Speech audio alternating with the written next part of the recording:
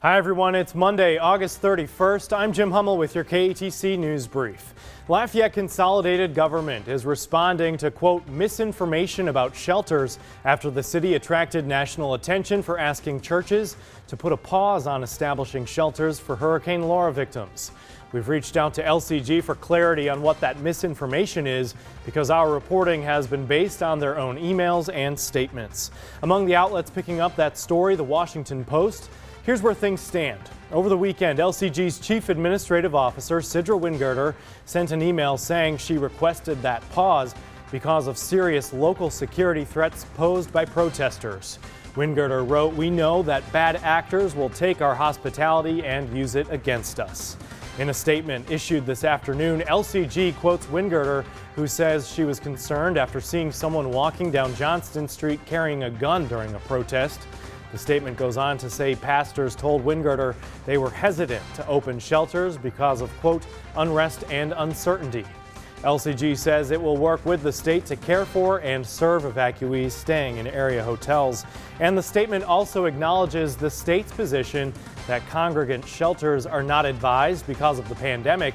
But worth noting, in that initial email, protesters were the only factor cited. The pandemic was not mentioned.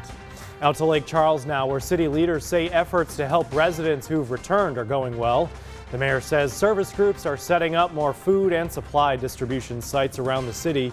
He also says groups have been moved to areas where there were gaps in services to make sure as many of the city's residents can be helped. That teamwork, the mayor says, is allowing the city to do everything it can to help more people. 4 days out from the strongest hurricane to hit the state of Louisiana in 150 years. A hurricane that has done more damage to Lake Charles than Hurricane Rita did 15 years ago. And 4 days out, we are further along in this long process than we were 4 days out from Hurricane Rita. Meanwhile, the lack of water in areas ravaged by Laura, plus the excessive heat over the past few days, both prompted this warning from Governor Edwards to recovery workers. It is imperative that people, first of all, pace themselves, take frequent breaks, and make sure that they don't get overheated. It wouldn't take much for people to have a heat stroke or suffer heat exhaustion in weather like this. And helping the cause, UL athletes came together to donate blood. Coach Billy Napier noting the value of giving as he rolled up his sleeves to donate as well.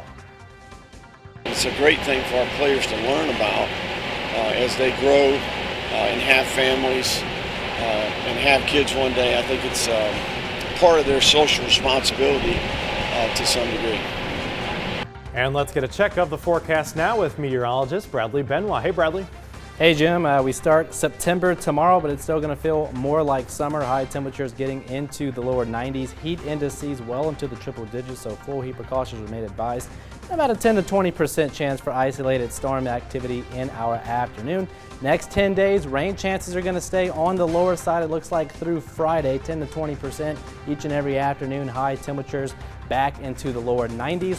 Slight uptick in our rain chances as we head into the weekend, and then as we head into next week, looks like we may see our first fall cool front try to move in a little bit later on into next week, but we'll see how that plays out.